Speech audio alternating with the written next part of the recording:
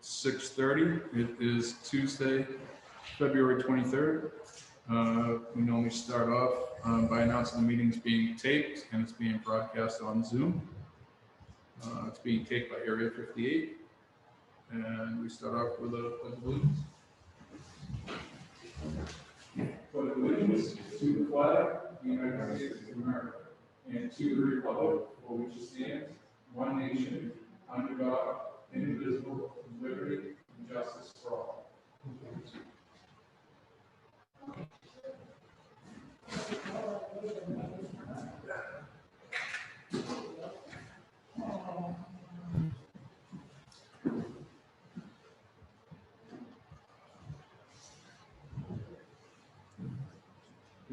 If the agenda's okay, Troy? Yeah, I have no problems with it. Okay, so, I move to approve the agenda as is written. all right, I'll second. All in favor, aye? Aye. Okay. First up, we have approval of Selectmen's minutes. We have regular session January 26th, regular session February 4th, and executive session February 9th. I'll second that. February 9th, just contracts? Yeah, it was, yeah, in the folder, yeah. Okay. All right, I'll second. All in favor? Aye. Okay, passes unanimous. Okay, I move to affirm the approval of the following warrants and commitments. Payroll warrant, rule of necessity 1908, 1909, 1912, and 1922 for $392,127.72. I'll second with invoking the rule of necessity and myself. All in favor, aye? Aye. Okay. Vendor warrant, rule of necessity, $119,683.71, number 1943. I'll second. I invoke the rule of necessity. All in favor? All in favor, aye? Aye. Withholding warrant number 82 for $137,260.61, and ambulance commitment for $79,762.63. Second. All in favor, aye? Aye. Aye. Move vendor warrant number 83, $231,919.42. Second. All in favor, aye? Aye. Okay. I can't do that one. Yeah, wasn't good for, I can't sign it, so we can't vote okay. it. So, And that ends everything I have at this point. okay. So next up we have general mail. Sure. Just on the COVID update, we are having cases drop now to the point that Halifax is a yellow designation rather than red. Halifax had been red since the beginning of December. There was a 10th death on February 18th, and I'll post that tomorrow. That was a resident in their 80s. But now it looks like a very local vaccine clinics won't be happening based on all the meetings I've been attending. Halifax has indicated to Bridgewater State University that's interested in a regional clinic there. So Chief Riveros is going to be working with anybody over in Bridgewater that would like the help from Halifax put that together. We'll still need to work on the last mile vaccinations for people of any age who can or won't leave Halifax for a vaccination, but that's not going to be, we're not even going to get the information necessary to set those up until probably a couple of weeks from now from the state. There are no recent changes as far as I know in the gathering limits, et cetera. So we're still, for instance, at 10 for public meetings. Legal is no report. Housing Authority. It was part of the state legislation that was approved during last month. They did finally get the procedures in place for Housing Authority and the tenant seat along with the other seats. What we'll have now is a 5-member housing authority, 1 member appointed by the governor, and that's been in place for a while. 3 members elected by the voters, that's going to be, used to be 4 members, and then 1 tenant member appointed by the board of selectmen either from a list of names submitted by the local tenant organization, or if there isn't a local tenant organization, then a list of volunteers who sign up, and the board could then pick somebody. As of right now, what we have is Richard Clark, who's a elected member. His term ends in 25. Patricia McCarthy, who's elected member, her term ends in 24. Christine Tompkins, her term ends in 23. We have a vacant seat, which will be the tenant seat. That term would end in May of 22. And then Martha Smith is the state appointee for an indefinite term. Both Barbara Gaynor and myself have been in touch with John McEwen, who's considered to be the director for the Housing Authority. He'll be meeting with the authority board next month about procedures in connection with all this. Probably what we'll try and do, unless the authority tries to get some sort of exception, is to leave the May 22 seat vacant. It will still be vacant on election day on the 15th of May in 2021. Notify the local tenants organization if there is one of the vacancy. If there isn't, then you notify the tenants.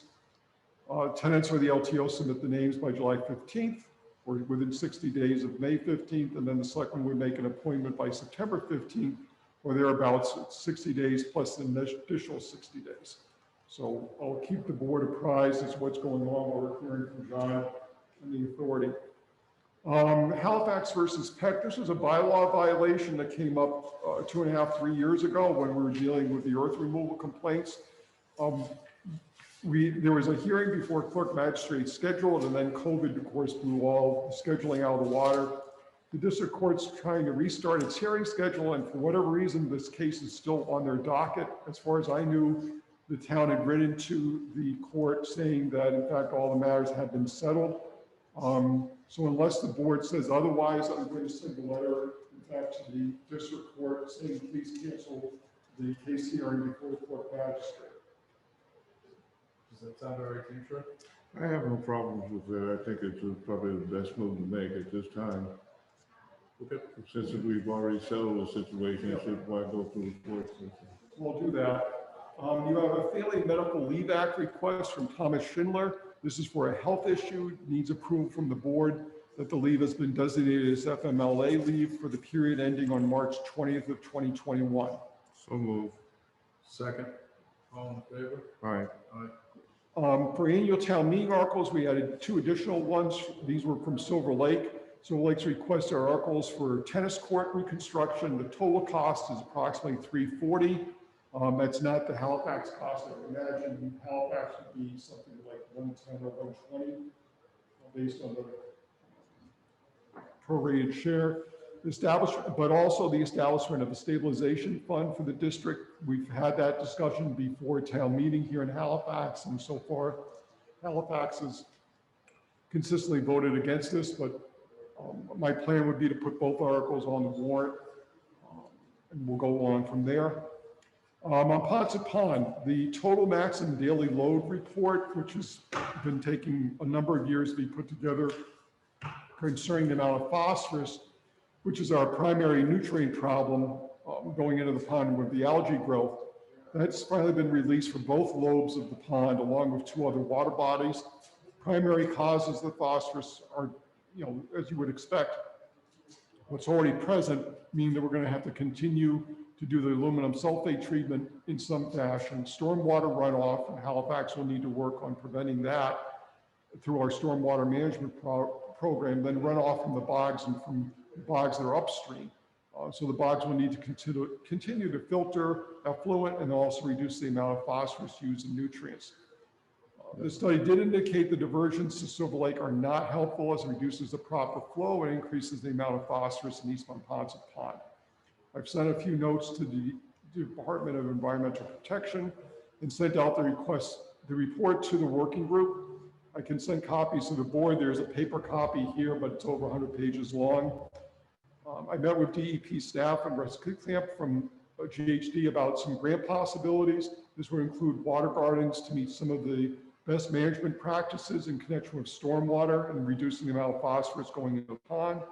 Also, the possibility of getting money for a schematic design for the aluminum sulfate pump system that we've talked about off and on.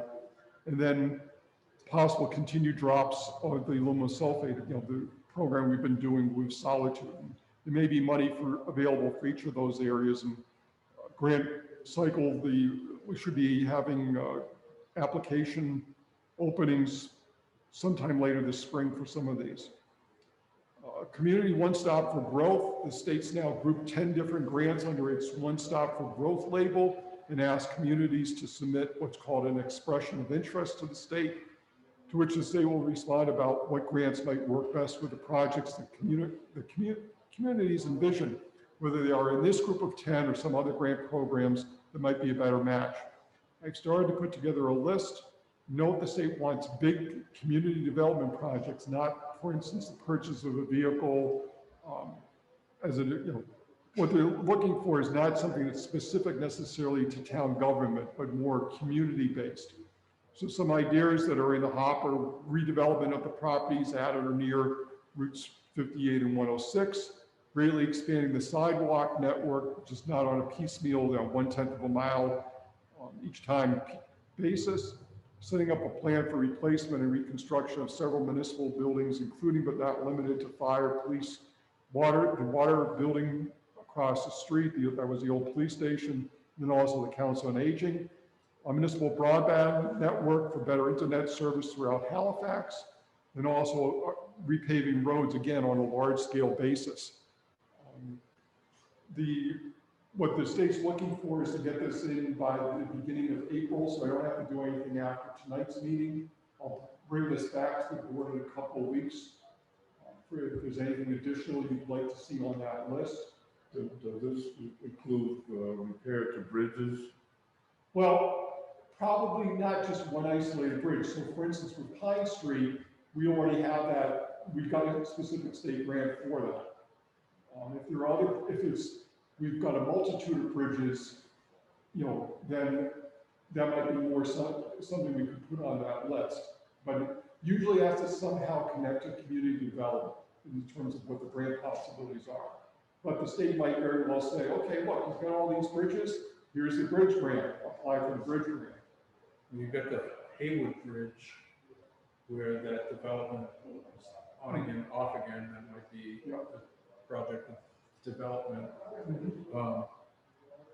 I would add in there the highway building after doing the tour. Okay.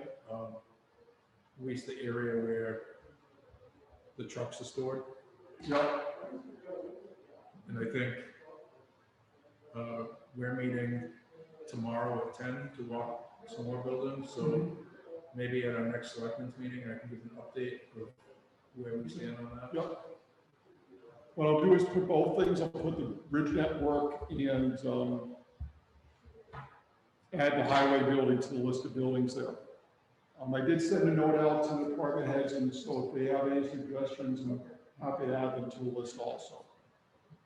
Fire department announced that they received 2 grants: the Student Awareness and Fire Education Grant, also called SAFE, for $4,692, and then there's a special Senior SAFE grant for $2,480 that was received by them. So congratulations to the chief and the staff who got those grant applications in. Wage and personnel amendments. Let's see. Not much. I haven't been able to collect much data yet from the 10 towns on the wage comparisons we wanted to do for grade 7 and grade 6. So I need to continue getting work done on that. I'm posting a selectman, however, for the meetings on Mondays with the Finance Committee, so the board and committee can have joint discussions about the wage and personnel amendments. I'll note that those meetings are via Zoom, not in person. I don't want either the Finance Committee or the Board of Selectmen to think they're having to do all the work on this. I did review the changes proposed by the fire chief, and I can recommend them to the Finance Committee and the Board of Selectmen. I've given you copies of those. There's no need to vote tonight, but at some point between now and the next couple of meetings, it's one of the things at least that can get checked off on the list. Purple Heart Day, the VFW would like to board to declare August 7th to be Purple Heart Day in Halifax. Dave Walsh will be in at the next meeting on March 9th to discuss that. Nursing service agreement. There's a proposed agreement between the town through the Board of Health and Tammy Maurizio. She would be a contractor, not an employee, basically providing the services that the visiting nurse associations have been doing for a number of years. Contracts for the remainder of fiscal 21 is for 2,332, and then for 7,000 for fiscal 22. Sorry, the early amount is for 21. Attorney Mayo's signature is going to be needed, so he'll have to review, and the board can approve and sign it, making contingent upon town council's approval. The board is interested in doing that. There's, I believe, 2 copies here that I can send down if the board wants to approve it, and then sign it. You want to vote to approve? I'll move it. So, motion to approve contingent on town council's approval? Yes. Okay, second? All in favor? All right. Aye. And your 645s are here. Okay.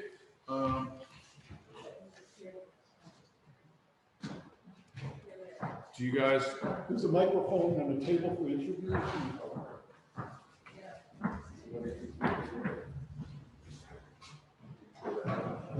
You can have the other table and the other mic. We'll get both of them done at the same time. all right, Just, all I ask is move the mic closer to you. okay, It's very distance sensitive. I promise no one spit in it today. hello. Hello. Hello. So you guys are interested in joining the finance committee? I know you both sat in last night on the finance committee. Yes. Do you want to just, you want to start with Deborah? You want to just give an introduction about yourself and your interest in the finance committee? Yes. Hi, I'm Deborah Pasquale, and I moved to Halifax 12 years ago, and I grew up in Quincy. I'm a photographer and a assistant for activities at a nursing home, and also I'm taking an exam for my real estate sales license next week. Also, I'm a member of the Watershed Association, Von Ponset Watershed Association. So, very interested in what's going on in Halifax, because I intend to live here for a long time. And I do advocate very strongly for the health of the pond and the residents. And so whatever services I could offer or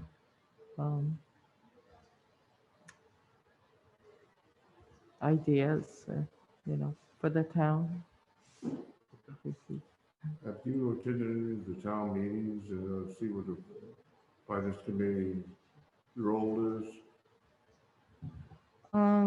I've been to a few of the town meetings, and I know that, there has to be a balance between all the entities of the town of, where money should be allocated towards certain things, that benefit Halifax, the residents, and, what finances are available that could, help benefit different areas of what's needed in the town. I haven't been to too many town meetings, but I was working in Quincy for a long time, so I was not able to make a lot of those meetings, but now I'm pretty much self-employed and looking forward to going into real estate and being a little more flexible for time. Well, you should understand, that the finance committee carries a heavy load. when they go to the town meeting, and, they can influence people, or influence people based on their recommendations. And I like to think that it would be unbiased recommendations and anything that was self-motivated. Um,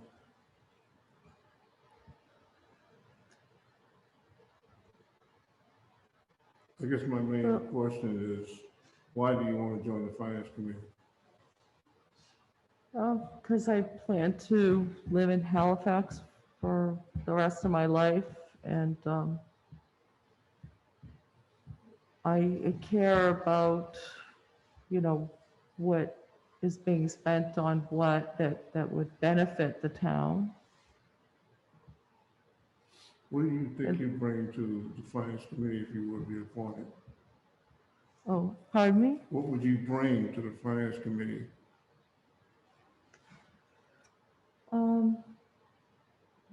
I do care a lot about the pond, and the education toward the residents.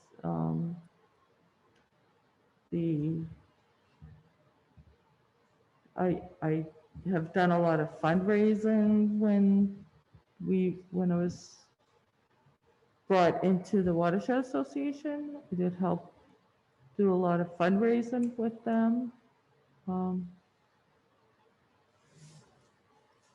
I may be able to relay what might be needed for the health of the ponds, which is there's almost 300 acres of, water in this town. That has had some hazards, some cyanobacteria hazards, some air quality hazards to the residents. I don't know if I could assist in helping with research or what might be needed there. Okay, thank you.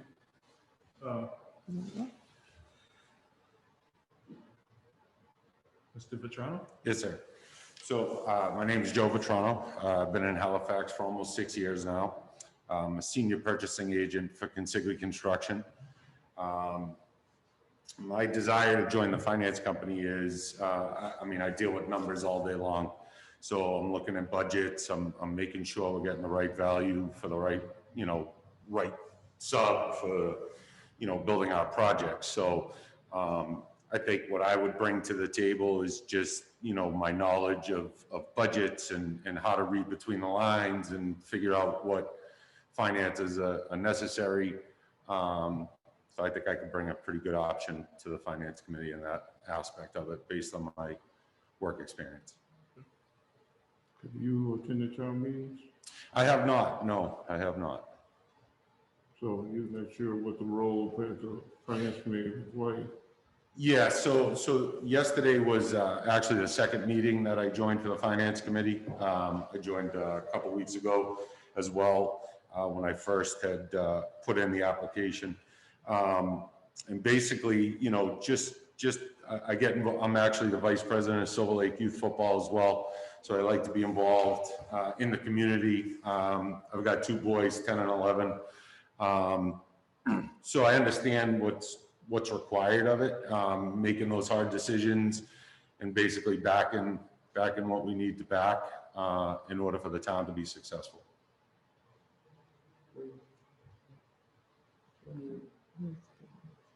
Good.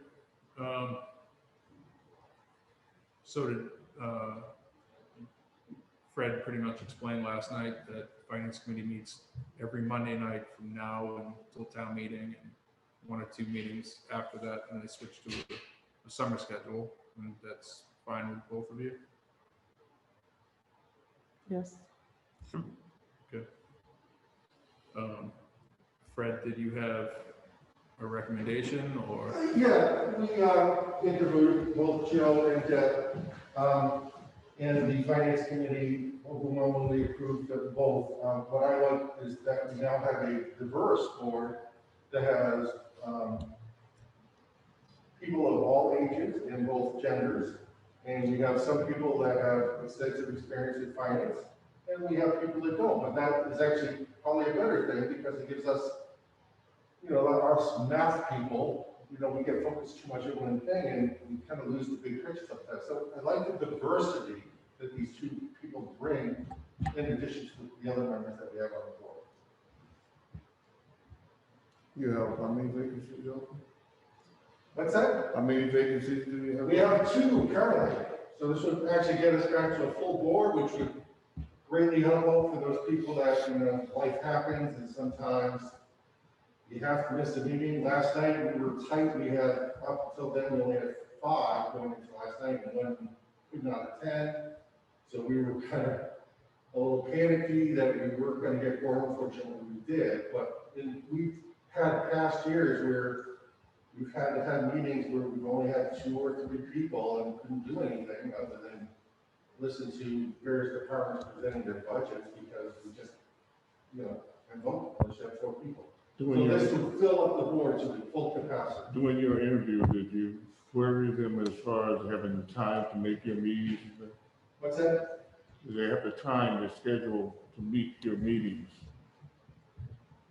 Did I go over? Did you go over that with? Yeah, yes. Yeah, I basically mentioned the fact that currently our meetings are on Mondays at 6 o'clock. Again, that is a flexible date. There's no hard time that says it has to be Monday. We always revisit that when we get a lot of turnover in the finance committee to see if Mondays will still work. But currently Mondays is working for everybody. I also mentioned that going into March, that's when we're gonna have to start adding extra meetings to the schedule because right now we're again bringing in department heads, getting presentations on their budgets. But when we get into March, that's when the real hard work has to begin, where we're gonna actually have to go through line item by line item and make those hard decisions. And based on past experience, typically the month of March, you know, you can have 2 meetings a week sometimes. And then I did mention that once we get into the summer schedule, you know, we typically will have maybe 1, 2 meetings a month. Those meetings are usually pretty quick, 15 minutes, half hour max. And then we start picking up the regular schedule again, usually as we get into the fall. Yeah, so what did you vote? What did the finance committee vote? Oh, the finance committee voted unanimously for both candidates. I move that we follow the recommendation of the finance committee and place both candidates on the finance committee with the dates ending.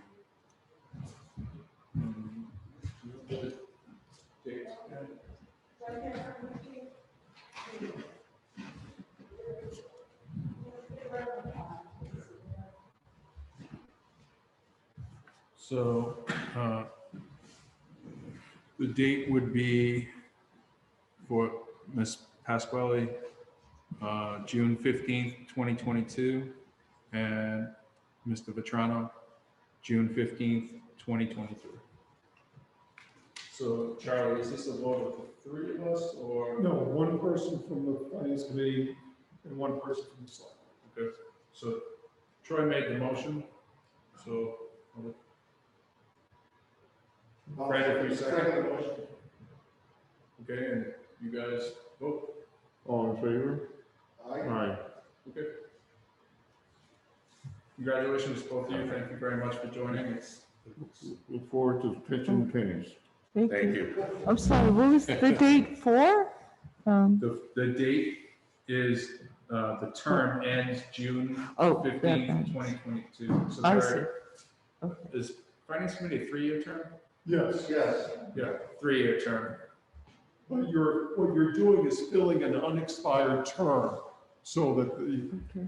it will expire on the date that Gordon mentioned, and then if you want to re-up, it's be another 3 years after that. I My see, term will end on I see. June 15th of this year, so Yeah. I have to go in front of the board last week. It gives you an opportunity to get your feet wet and feel whether or not you really want to do this, get involved in the committee or not. I've worked in it for a few months, so. So, It gives you a vision. so what will Mine's happen- 2023. Yeah. So what will happen is Pam will send the appointment cards and a note to the town clerk indicating that the board's voted this. Then you can get sworn in. You'll need to do that in person. You can call the clerk's office and arrange a date and time. You know, she's here generally Monday through Thursday, but for doing swearing-ins and such, she'll come down to town hall and, you know, even if it's for 60 seconds, get you sworn in and out you go. Okay, Okay. Thank you. excellent, thank you. Thank you, guys. It's a good committee to learn on. Thank you. See you both on Monday. Yeah, absolutely. Thank you. Have a good night.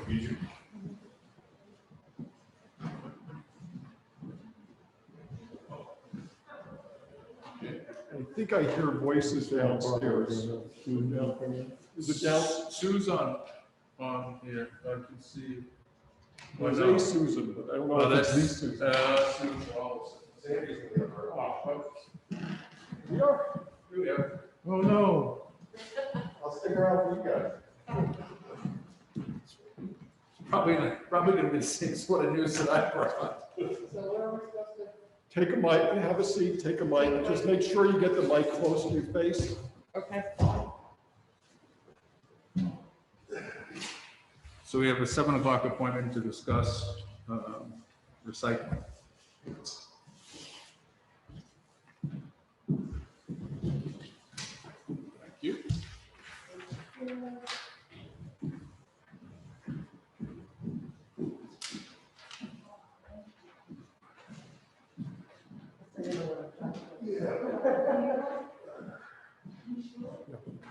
But look, I know what it says. It says Charlie pays for everything. That's right, that's right. So what I just gave you was the cash flow that I do every year for recycling. And this was for FY '20. And you can see that in some of the categories, we were showing a deficit. One of the biggest ones we were showing a deficit on was for the trash collection and disposal. But one of the expenses under that is the town dumpsters. There's $21,000 pays for all the town dumpsters to be picked up. And we felt that in looking at this, there were 3 things that we felt if the general fund could subsidize the solid waste enterprise for the dumpsters, for the hazardous waste day, which would be open to all residents, and for the used needle collection, the shops. If we could have the general fund subsidize the solid waste for that amount, then we think that the solid waste would be able to continue with the fee schedule and everything the way it is currently. So the fee schedule, the way it is currently, it's a large headache for the All right, abatement so program. we did discuss that. We understand that you're looking at whether we should be continuing the abatement system on it. Is that, Yeah, all right? You weren't talking about not doing the fees, right? not talking about. Not doing the fees? So I think that we had talked about trying to come up with a system where we're only charging for the people that are actually using the service. And whether or not that we would subsidize part from the general fund of the operations of the recycle center, like the building, or, but not the cost of doing, you know, the truck and The materials curbside, that the truck picks up. all right. But We- a lot of that depends on the individuals in the town in the first place. If someone is using a private trash removal system, you need to notify us early enough so you don't want to get a bill sent to them. Right. We did But understand, if they don't do that, we will continue to have the problems right, we're having now. right. Because we did feel that if we continued with the fee, you do still need to have the abatement process.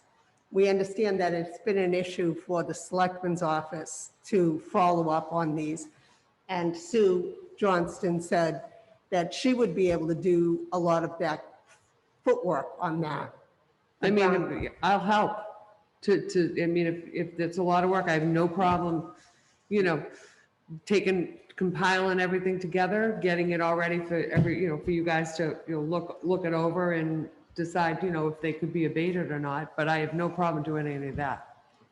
It just seems like the list that we keep getting is a list of people that we know aren't receiving the services because they're on the because they haven't paid the bill for multiple years. So there's nobody supposed to be picking up there because they're on a do not Right. pick up list because they haven't paid. And it just seems like where those people have been on that list for multiple years, we should know as a town that those people aren't using the services. So sort of like a check and balance on. The problem with that, the one problem with that though, is we have I don't even know if you want to call it a bylaw, but we signed a hauler regulations Okay. that basically says that you need to prove that you're recycling. The Board of Health passed it in 2007. And we did it through the state. I get RDP funds every year for having this. We get the recycling center, or the town gets $3,000 a year for having this. And we have to, people have to show that they're recycling. We can't take their word for it. Because we've signed this saying that that's what we would do as a town. So that's why I think we still need that abatement. Excuse me. So it would be as simple as them showing us the bill, as long as we know that that hauler is recycling. They're supposed to, the haulers are supposed to show it on the bill. So you're actually billed for two separate things. You're billed for the trash pickup and for the recycling. And as long as that's shown on the bill, then you would be eligible for the abatement. It doesn't have to be a long drawn out process if you can just produce a bill. Can we get to a system where we ask the haulers before we send out bills who their customers are? Some of them won't give that information out because of, they don't want people to know their list. I mean, we could request it. I don't know if they would give it to us though, because the Board of Health asked before for their list and they refused. Well, I think more than anything else that we need to do is to educate the populace about what the process is, because we don't want to. Well, that was the other thing that we were thinking. If we put a slip in with the bill, not just a comment on the bill, but actually a slip of paper in the bill that says, if you have a private hauler and you are paying for recycling, separate recycling, then, notify, call this office and we will put you on the list for abatement of this bill. And, So or might produce be a copy of the faster bill, if something. Troy, is that something you're comfortable with? If it was a Yeah, phone I call? mean, as long as there's some way, I honestly think we ought to set aside one night just to discuss that whole issue, have a tape or the newspaper, whatever, let people know. Because most of the people coming before us, I said, I've been on this for private haul for years, and you guys keep sending me a bill, I think I have to pay it. When on the bill already, it says that if you need an abatement. Right, but the whole Okay. thing is, they could be with a private hauler for 5 years and then decide not to use a private hauler anymore. So But in that case. that's why each year we would need to be able to verify that they're still using the hauler and still having the recycling service. So I guess so when the driver goes out and there's the do not pick up list. Yep. Basically. If they put up, they're not picking it up, right? No. Because they didn't pay. Nope. But that doesn't, it's still, the whole thing is, that doesn't mean they're not throwing it in their trash bag. Well, I mean, if they're throwing it in the trash bag, you're gonna see They're gonna spend they're more gonna spend money, more yes. money on the trash. Right. By buying bags than they would recycle. Yeah, we really don't have to worry about that on our end because our bags are expensive enough that no one is going to put, Recycling. the Yeah, recycling You're in gonna it. try to pull out as much recycling out Right. of it as possible. Yeah. But when you have a private hauler and you have those big 90-gallon totes, Yeah.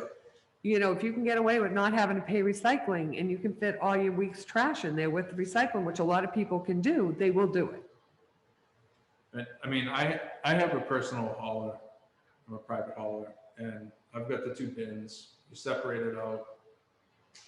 So, I mean, I understand the process that goes on for the private side. I just feel like we need to, if it's a phone call to the recycling center to confirm that you're not receiving the services this year and we abate it that way. As long as we can verify with the hauler that they are a customer. I mean, if they could send a copy of the bill, that's ideal. But even, we just need to be able to confirm it with the hauler that they are a customer. Or a letter from the hauler if in fact that they do. Well, that's one of the things they were complaining about, having to get that letter from the hauler. So that's why a copy of their bill that shows the recycling fee being charged as well. And the haulers do need to put that on their bill. It's one of the things, one of the requirements that they're supposed to show it. So that the issue that you can't have a sign-up list for people that want the service is because of that. That's one of the, yeah. Okay. So, I don't know, I feel like we should talk about this again with more of a procedure laid out on what you think the changes could Yeah. be and what you're willing to handle. Sure. If you're willing to somehow take away we'll work out a different system with all of us to say, here's the list. I don't know. I mean, if they're not going to provide that list, then it's basically an issue between the hauler and the customer to get that data. It's almost like we need to ask the haulers to allow an opt-in policy to get a list of everybody that they're providing. Or we could, you know, once we get their name, once, you know, because what do you give them, a month to get abatements after the bill goes out? Yes. A month. Yeah. So for that month, if they call in, Sue can compile the list, and then she can call the hauler or send a list to the hauler and say, please confirm that all of these people are your customers. Pam, Charlie, does that sound like a better system than to have them call Sue? It's another way. I mean, eventually, one way or the other, we're evolving all in the sense of, let's say, you know, today Susan gets 100 phone calls. You know, during, just hypothetically, she gets 100 phone calls. She has on her spreadsheet, Joe is with Acme, Mary is with Base Recycling, whatever. She sends an email to Acme. Here are the list of people who have said they're working, you know, that are your customers today. Please confirm they are your customers. Sends the same letter to Base saying, here's a different list. Confirm they're your customers. Acme sends it back, Base sends it back. Maybe also through the Board of Health that I believe they have to get a license. They get a permit, Right, a so hauler's that permit. we work with the Board of Health and say, as part of your permit to do private hauling here in Halifax, you must do the following things. When we're requesting information, you're going to supply it, else your permit's going to be invalid. Okay. That might be a way of putting pressure on the haulers to cooperate rather than placing the, you know what, you know, they're private enterprise, they want to get money, they want to do business in town. Let's not put the burden on as much on the customer as on the hauler. The customer can make the phone call. We get the email to the hauler sends a list back confirming yes. Now, we did have a question about the folks who fall through the cracks in the sense of we've got, let's say 1,800 people here in town or 1,800 households that do recycle through the town, pay the fee, done, okay. You've got 700 that, or 800, let's say, that send in the abatement forms. We're not the forms to call Susan up and say, I'm Joe at 5 Main Street, I use Acme, take me off, you know, put me on the list or whatever we're saying. Okay, we still got a couple hundred that never make the call. Yeah. What are we doing about them? They would be on Sue's no pickup list because. Well, they would be because they wouldn't have paid and they Because they wouldn't would have have paid. But, Right. okay, they're not gonna get picked up. We're not going to charge them the $50 or whatever. Oh, we are would. They would Okay, be there- charged. Okay, this is where we're gonna get a problem. But if so it's a simple process to No, it request doesn't the matter how abatement. simple it is. The main thing is not the month after the recycling bill goes out. It's the months after for the board.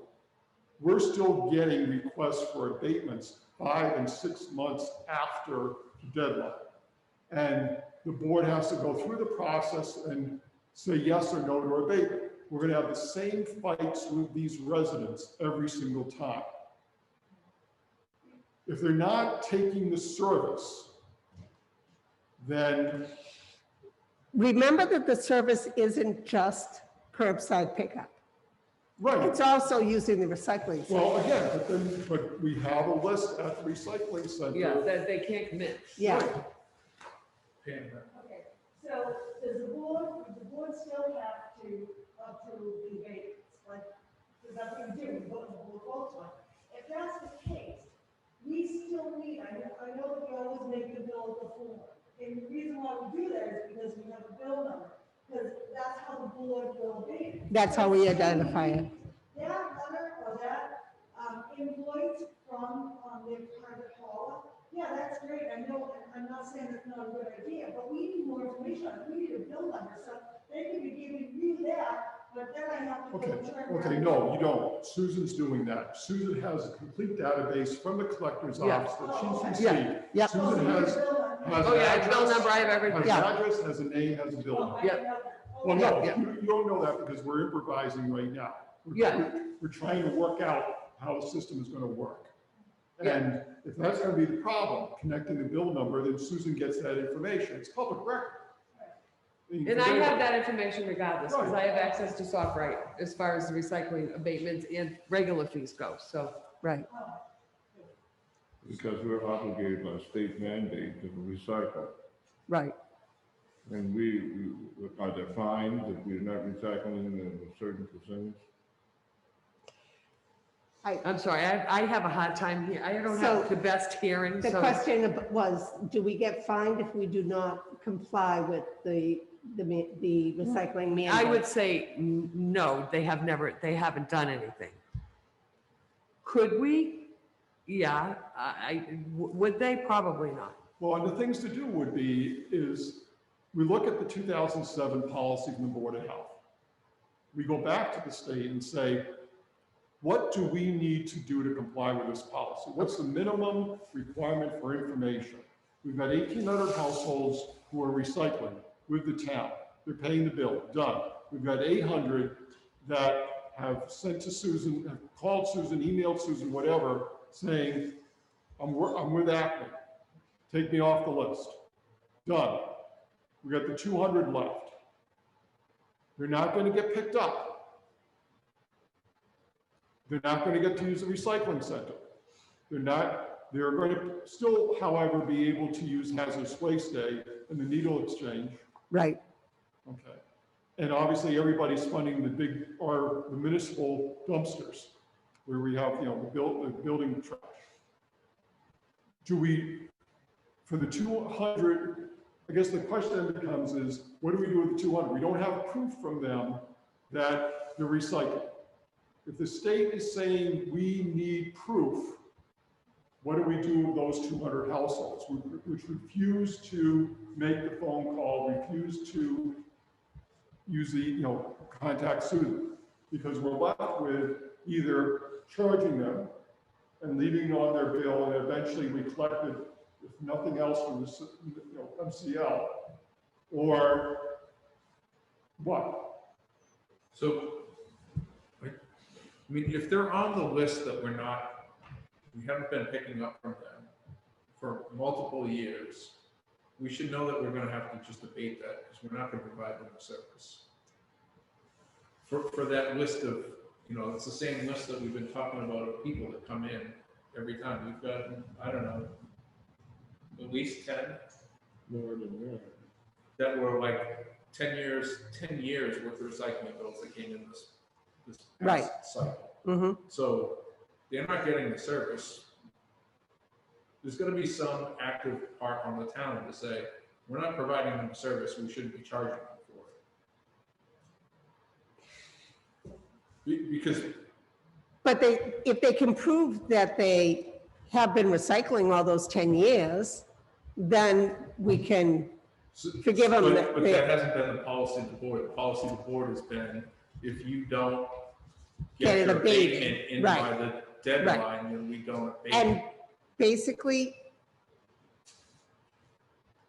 like, I believe Pam said, if they go to sell their house, they have these bills due and it comes out, it has to be settled up. So it comes out on the MCI. I get that process, but if we have a list of do not service people, and we know that we don't service those people, we should just be abating those people and not providing them any services. And if they want to use the recycle center, you tell them, here's your 50. But that undermines the whole abatement. So if you start doing that, Gordon, then people aren't going to be showing, they're not going to be proving that they're getting recycling through their haulers. They're just going to say, well, the town's going to just abate it anyways. I don't have to worry about that. And then the town is not complying with Which the goes back, MGL. but it goes back to checking with the state. Right. And seeing what Yep. do we have to do to prove Yep. what Right. policy is being followed. If it is our residents have to show, even the 200 that don't refuse to call Susan up, have to prove it. What are we still need to make a decision about how to show that those 200 people are recycling. Right. You know, I no would be matter what. reluctant to just forgive those fees because we're obligated to make everyone else go through the process. So just because they decided not to go through the process, that's not fair to just forgive those fees. At least that's my opinion. Well, there's a responsibility on this partnership we have with the citizens of the town and the town itself. That there's a responsibility that the citizens have too, to notify us if it's like they don't want this hassle.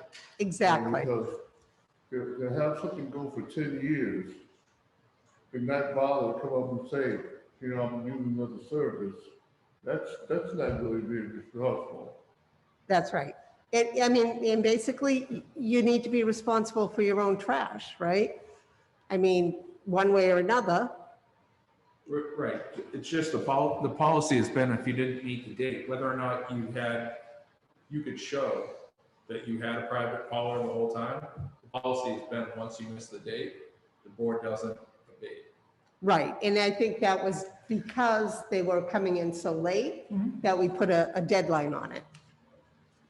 So I think if you wouldn't mind checking the Board of Health guidelines that Charlie was discussing. Yep. And coming back, and maybe we just have a separate meeting, like Troy said, just to talk about the issue and go through it and finalize the process. I'd be more than willing to do that. Okay. Because it is a headache, not only for the board, but for the individuals coming before the board with frustration Sure. and anger over something they know they're getting a service, yet they're still being billed for it. But like I said, it's a responsibility on both sides. That's right. Okay. So just, is it the board's feeling that it would be fair to ask the general fund to subsidize for the household hazardous waste day, which would be open to all residents, the town dumpsters, and the shops disposal? It comes to, oh, I should have done this before, 35,000. So you want the town to take up that? The general fund to General fund. subsidize the solid waste for that amount. I think the town dumpsters definitely make sense Yep. because Right. We can't run the town, and that's part of the town service. And the other two services. I think the other two make sense because Right. we don't want people's homes stuck with hazardous waste Exactly. because Exactly. they didn't pay the recycle fee. Exactly. That's the deadline. So when we do have the hazardous waste day, it would be open to all residents, regardless of whether they've paid their I agree their with that. recycling fee. That Okay. does make a lot of sense. It's fair.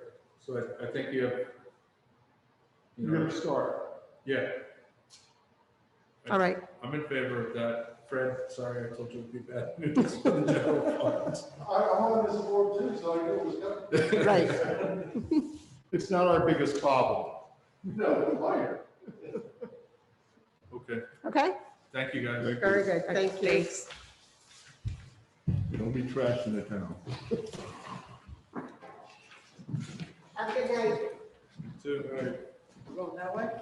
Sure.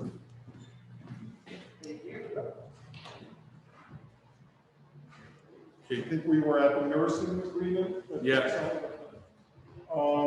Town bank form, Neil St. Croix, we've got numerous boards and committees on the form, he's interested in serving on, that's been sent out. Silver Lake Regional School District Committee, we have the vacancy there.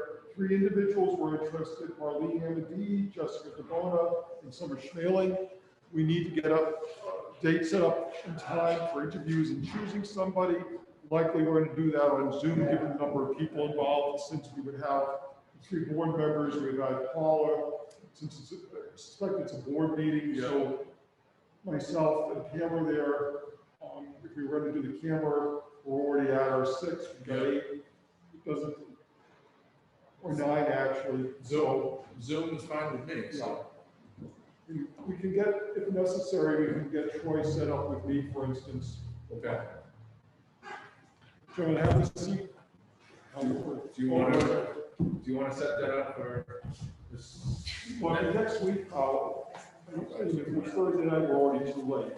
Yeah, next week would be good because we're working on the budget. Which So, nights, like- which nights are better? It's probably just not Monday of next week. Troy, any evening next week that's bad? Every time I have a meeting with that. I don't have any particular issues right now. And I'll check with Tom. And, yeah, And Paula had already written me a note saying she was basically open. okay, okay. Chapter 78, we sent a letter to Senator Brady, Representative Lenatra, that the governor's proposals for Chapter 70 do help Halifax at a very minimal level. It definitely hurts Silver Lake because of charter school assessments increase at a quicker rate than the school aid is coming in at. And charter schools do not have the same special education costs. So in essence, we're moving more money to charter schools than the average cost per pupil, which means they get to provide additional services that our schools can't, which then attract them to those students or parents or families that are motivated to get their kids to charter schools, and just keeps going and going. I mean, as an example, the city of Boston sends out more money in charter school assessments than they get in Chapter 70. So in essence, taxpayers out of property tax are subsidizing charter schools, not just out of Chapter 70. I haven't heard back from them. Not sure there's any elegant solution that they can hit a button and everything works out, but at least the town's on the record as indicating that this is a significant problem for Silver Lake and even for the Halifax Elementary. I mean, we got so little in increase in Chapter 78 that some of it, of course, went to charter schools anyway. And I think like a $9,000 overall increase in school aid, which is, when you've got a $5 million, $8 million budget, it's minimal. Yeah, we're looking at $245,000 increase for the elementary for just the regular debt. So $9,000 doesn't be much. Is that just increasing raises and contract negotiations? Everything, yeah. So, Budge Goods, planning board hearing next week on March 4th on their site plan special permit. I'll post the meeting to the selectmen in case there's a forum that wants to do more than simply watch on Zoom. okay, For the EV charging stations, proposed now for the eastern row, of the spaces near the lawn. We're going to have to reconfigure the parking spaces, including handicap parking. We'll still have the minimum number that we need, but it will require less work than trying to run the conduit out under the pavement and such to the spaces that are by the dumpster. We should be able to get funding 100% of the cost through programs from National Grid and the Commonwealth. We're going to probably just start with 2 and see how it works, and we'll have the ability, by bringing conduit out there, to easily go to another additional station and we provide another 2 charging circuits or whatever. Nothing, we're not doing that tomorrow. The funding round is still happening right now, let alone the awards. On recycling fees, the treasurer collector had listed 4 bills that are uncollectible as they fail to be included in the MCLs or change of ownership of the property were not entered into the database properly. So those bills are from 2018 Bill 887, 2009 1699, 2010 for 1931, and 2010 Bill 82. So the treasurer collector is asking for the board to abate those bills. So moved. I'll second. All in favor, aye? Aye. Okay. One last thing before we go to the next appointment. On 4 Upton Road, this had come up back months ago and I put it on the way back burner. This is a town-owned property that has an abandoned house on it. The board had said, let's demolish the house and then sell it. I haven't put anything together. We have an abutter who's now interested in purchasing the property. I'm sure probably not at a price that the town would get the full amount back from the back taxes. But it's certainly allowable for the board to put it out for bid, accept the bid, and sell the property. I don't need a decision tonight, but I'm hoping the board will consider it. Or if it wants to still do that, demolish the building, I'm not quite sure what advantage it would be to the board, to the town, because we would take on that additional cost with no hope of then being compensated for demolishing the building either. So do we have to vote to list the property as excess? I can check with Larry about that. We may have already done that, but I can check with Larry. They'll bring it back to the board in a couple of weeks. But at least the board's aware of it. If there's interest, we'll have to go out to bid one way or the other for selling it. And if you only get 1 bid, Then you get 1 bid, but that's what, the board had shown no interest in getting the zoning change to allow for the redevelopment of the parcel. If you're not going to allow for redevelopment of the parcel, the only people who are going to be interested in the parcel are the abutters. So there's only obviously a finite number of abutters. So, Okay.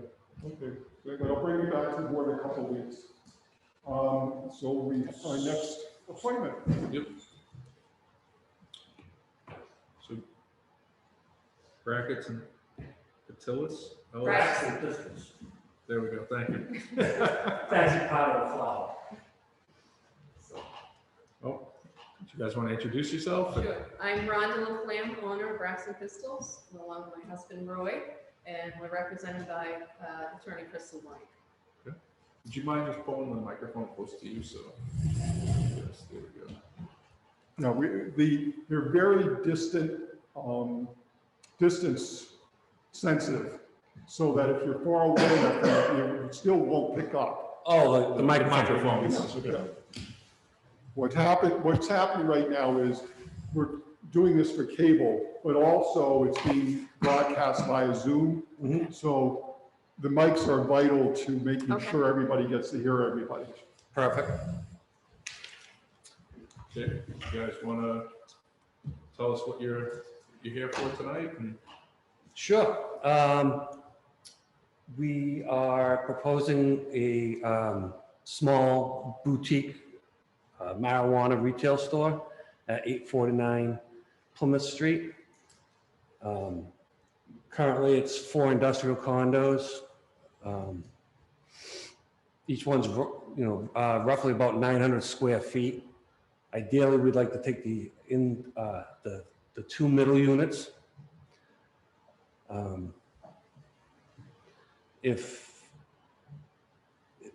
If possible, we also like to try and do a delivery operating establishment out of the same location in the unit next door. So the retail in one, delivery operator out of the other unit. Delivery operator is a brand new license type, just came out, finalized the regulations in November from the CCC. We currently have a marijuana courier license based out of Taunton, and we're building the office out right now, and hopefully that'll be operational by May. And we've been in the cannabis space. We formed a company back in 2018, knowing we were going to get into the cannabis business in some fashion. We're economic empowerment applicant with the CCC. We're part of the social equity program with the CCC. The company's women-owned, and I'm a veteran.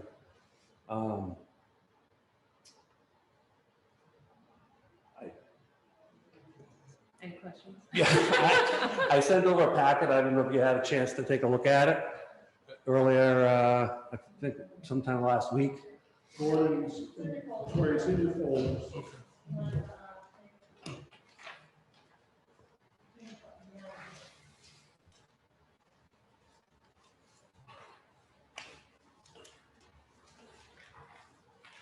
Gordon, we did get one question that came in. Someone asked about the number of marijuana facilities we can have in town.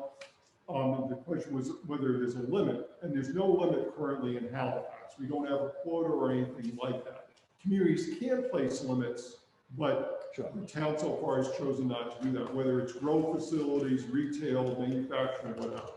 But that's within the town's rights, but we haven't taken that option. And I'm not looking for an answer from you, but I want to make sure that you're aware the question was asked online and providing an answer since you're part of the meeting. So have you guys had a chance to review our zoning? Oh, yeah. And see if that property fits? It does. I've actually watched that building for 3 years. Zoning wasn't, that's commercially zoned, and you guys changed the zoning last year, which I wasn't aware of until a month ago. Okay.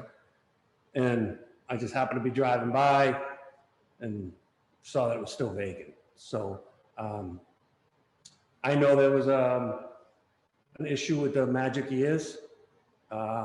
It's 640 feet away from the property line. I didn't survey it. I Googled it from Google Maps. It's pretty accurate as far as measuring distance. I actually measured my own lot of my yard, and it was spot on. He's referencing the buffer between Right. a marijuana establishment and the closest childcare facility. Yeah.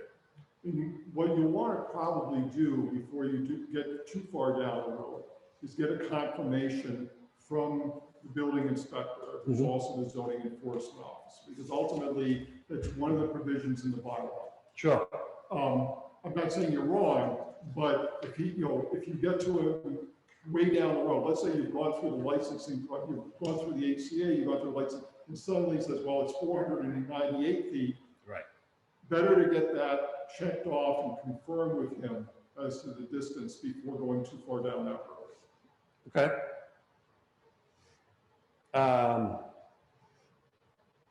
there any questions I could answer about the delivery operator license? Is that something Halifax? Well, I mean, you might want to provide them more information about what a delivery license actually is versus a retail store. What does it do? What doesn't it do? What's the difference? Okay, well, it's important to note that there's actually multiple delivery licenses, but the two that correspond directly to recreational is a marijuana courier license and the delivery operator license. Again, that's the new one. And the one that we're proposing for Halifax would be the delivery operator,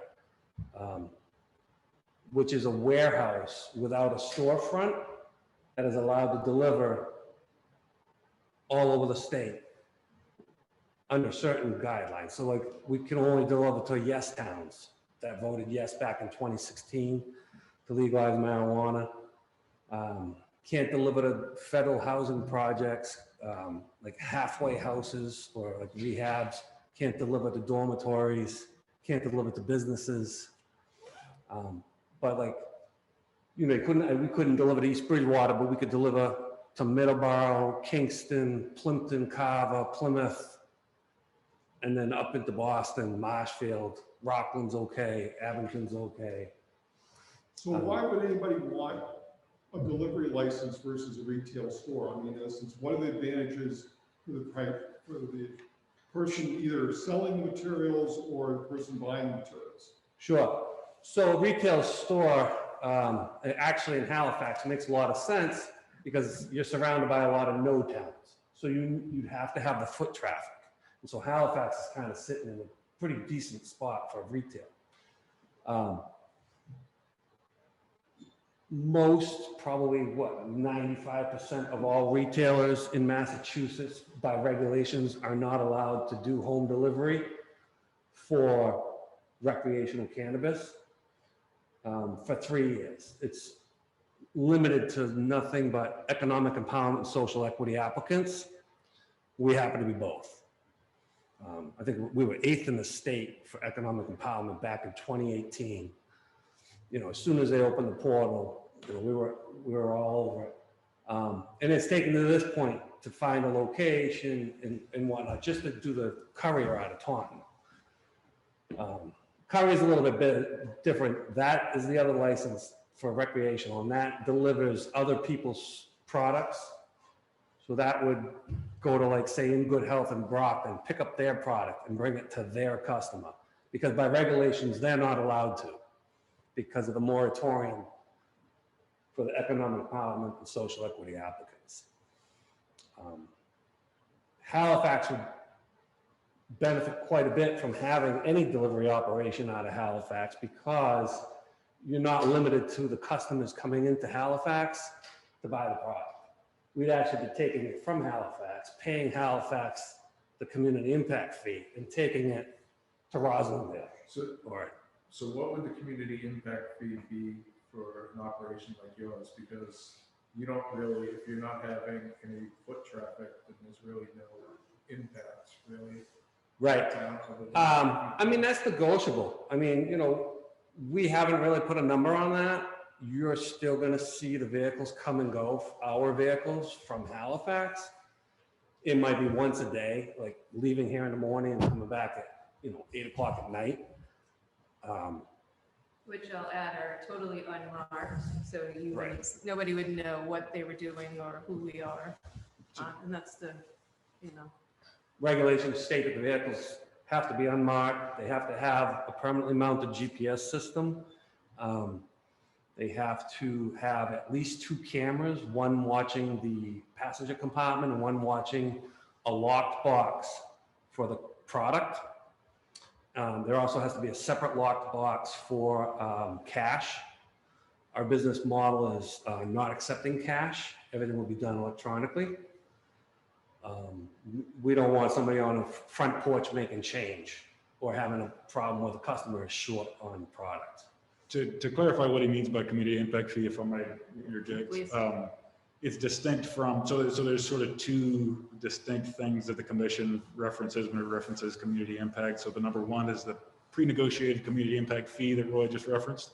That's up to 3% of the business's sales, basically. And again, that's part of the host community agreement. The other thing is actual impacts. I think that's what you're referencing on the town. I think our opinion is not dissimilar to yours, that the actual impact on the town itself will be fairly low, especially for a delivery license.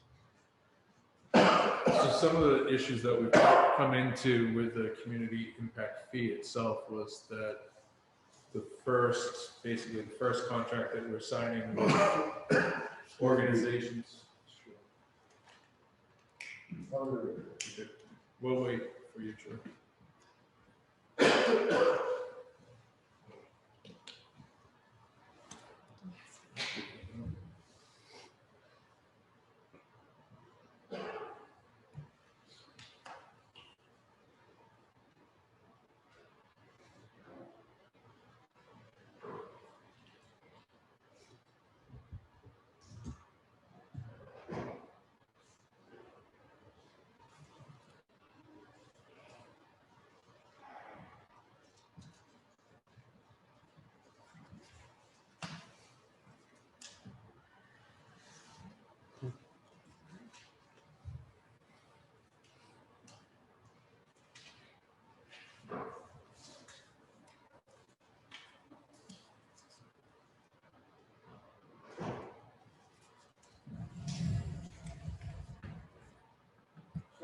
about that. So with some of the facilities and companies that come in to talk to us, we've talked to them about their impact. And basically, when it comes to the impact fee of 3%, if there's really no impact, the 3% is based off of just an agreement that could go away at some point in time. So again, so just to clarify, the 3% is a contractual agreement between the company and the town. So the town is entitled to that 3% regardless of what actual impact the operations have on the town. In addition to that, the town, during its relicensure process, when they get their license renewal, the town is entitled to whatever expenses it had to go out of its pocket to pay for, basically, as it, by nature of the action of the establishment. So your 3%, if that's the number that you land on, it's basically, I don't want to use the word tax because the commission is very, very strongly opposed to the word tax, but it's essentially treated the same way as a tax. At the end of the fiscal year or the quarter or whatever, again, whatever the terms of the agreement state, the town's entitled to that money. Whenever Braxton Pistols will have to do its renewals, say in Taunton, for example, they'll also have to report and get from the town of Taunton or from Halifax, if this works out, either a report or a letter of some sort from the town saying the town went out of pocket for X number of dollars, or the town didn't go out of pocket for any money. So again, it's distinct, but they are sort of the same in that they are community impact payments. So with what you're looking to move forward with as a delivery operator, are you guys generating sales tax? Are you actually selling the product and you're generating sales tax that the town would receive? That's where the difference lies between the delivery operator and the delivery courier that we're doing in Taunton. Okay. So the delivery operator will be selling its own product, correct? As obviously the retail will as well. Delivery courier is strictly selling a delivery service. That's the major difference. We discussed what type of security you have.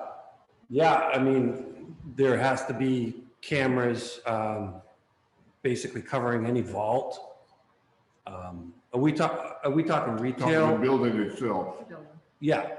Yeah, there's very strict guidelines. All entrances have to be covered by cameras.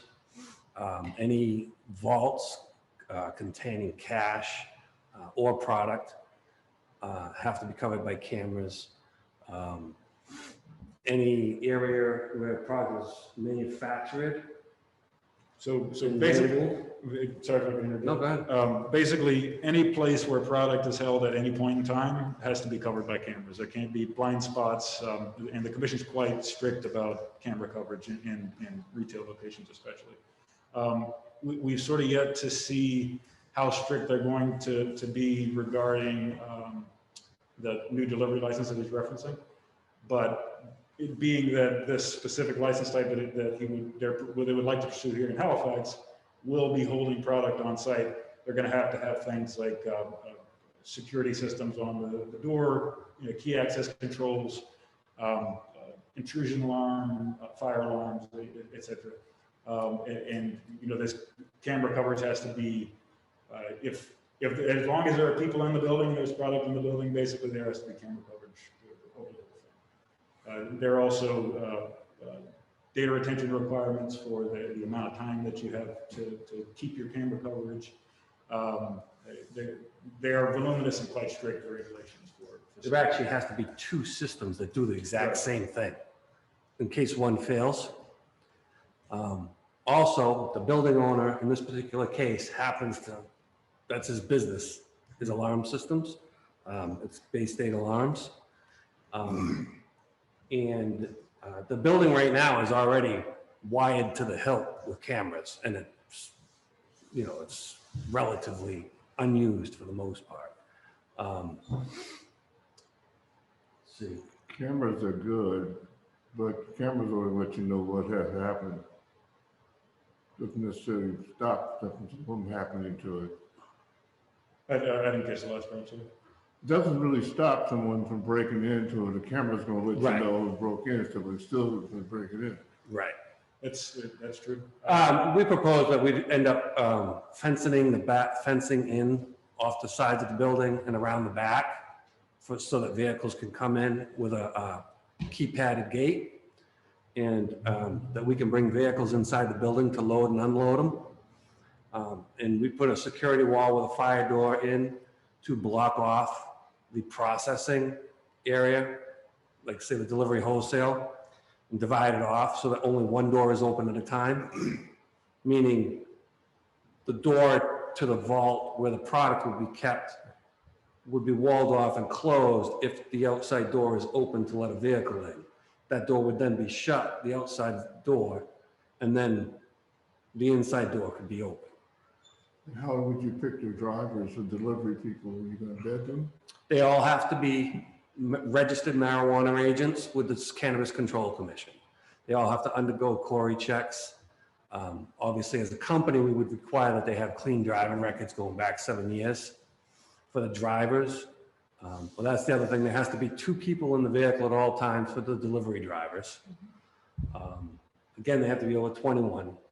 That their body cameras at all times. Oh yeah, all delivery agents, while making deliveries, have to wear body cameras. So, So, They still have to go through the building inspector. yeah, I think they still need to go through zoning, get a determination. So you're looking for 2 separate entities, or would it be one where you have the delivery unit? It's the same company, 2 licenses. Okay. So for the retail store, what are you looking at for that operation? What are you proposing there? as far as The store itself, what kind of operation you looking to run? strictly retail, it would be small. Like I said, the whole unit is roughly around 900 square feet. As far as build out, again, we would put a wall in that unit, closing off the very back overhead door where we would accept deliveries. Stud the inside out, frame it all out in sheetrock. Install a vault, which is basically a sheetrocked wall with an internal cage system, like a chain link fence cage system inside that. The full security and a really small boutique style store with an inside vestibule for security. What's that? 3 or 4 employees, or? Yeah, probably at all times at the most. Very small. Yeah, nothing huge, no lines down the street. There's plenty of parking at that location. Particular location has over 25 parking spots that aren't being utilized. And even if we fenced off the back part of the building, there's still roughly about 24 parking spots available. The other thing is right inside the door, we have intentions, we'd build a small vestibule, check IDs. Again, bring somebody in, close the door, lock it behind them, check their ID, open the internal door, let them out, and let them into the store. Security is obviously like the #1 priority for anything in this regard. Right down to the vehicles. I mean, the vehicles are outfitted to the max for delivery as well. I don't have anything further at this time. We need to come back with or let us know whether or not the zoning board and the building inspector. Okay. Clearly. So you guys should get a determination from the zoning enforcement office or the building inspector as to whether or not that property is okay with the restrictions and zoning.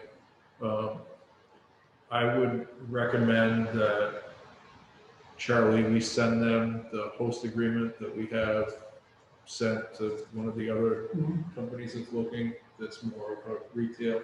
Again, that would have to be tweaked to what you guys are supposed to do. And everyone coming before us so far has had a different little spin on what they're looking to do Yep.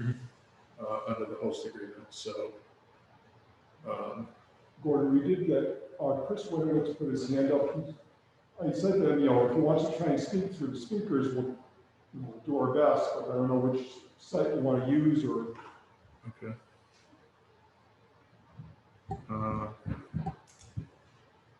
Chris, do you want to unmute and ask your question? Yes, this is for you and the other selectmen. I just wanted you to be. You want to just state your name and your address, Chris, please. Yes, it's Chris Winowitz, 129 Circuit Street. I just wanted the selectmen to be aware the building that they're proposing is right on a residential street. Other towns that I've looked at have actually denied licenses because they don't feel it's a fit right in a residential neighborhood.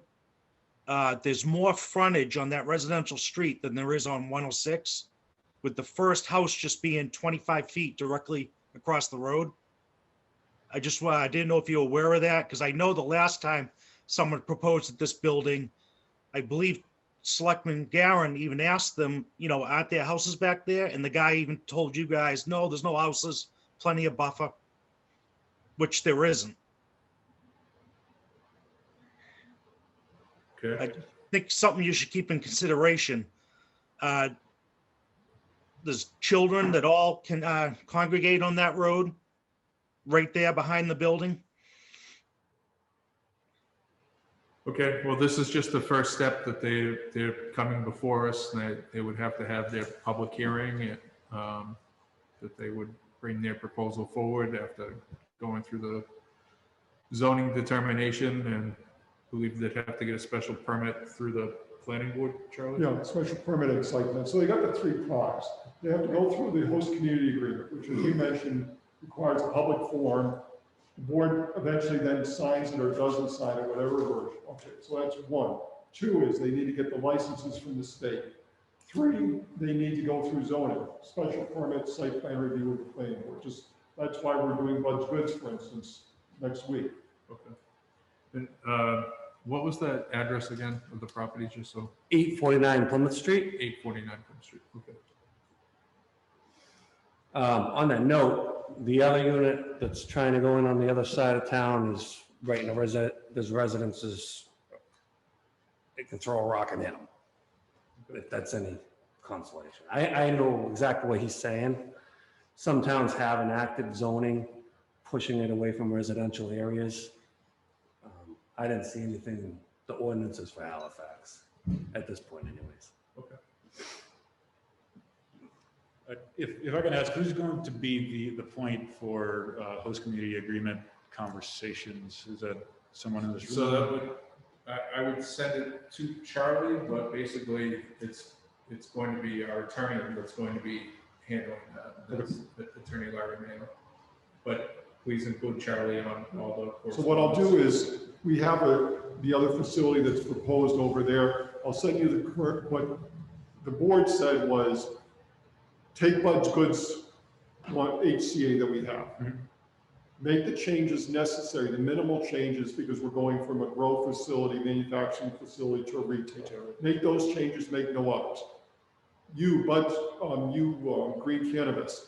Now, if you want to make changes, you can redline it, show us the changes you want. We tried to go through a couple of tries with them. They insisted on bringing in their own HCA, and the board said, no, we've already gone through this. We did it with Bud's Goods. We're not going to reinvent the wheel. We've got what we consider to be a good HCA. We're not saying, the board's not saying, we're not making any changes, but that has to be the starting point. So what I'll do is the same thing. I'll provide you with the same thing that Green Cannabis got, and then again, you can do a red line version, send it back to the board. I'll get it out to the town council for further review. If there's a continued interest, you'll probably come back to the board. We'll set up a public forum at some point, probably on Zoom, purely on Zoom in this case, and go on from there. Okay, thank you. Okay, Okay, good. excellent. Thank you. Thank you. Thanks for your time. Thank you for your time.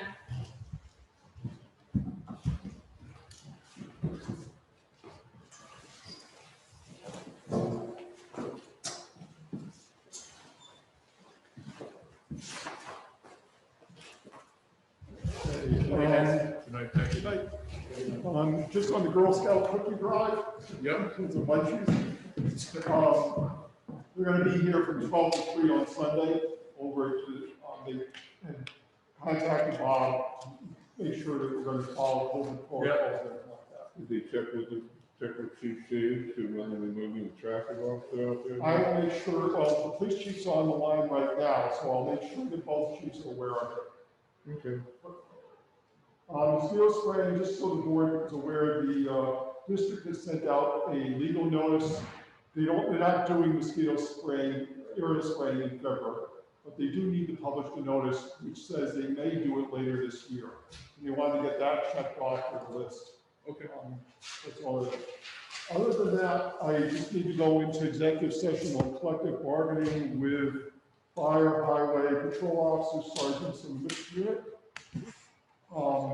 In that discussion of the negotiations in public session would be detrimental to the town's negotiating position.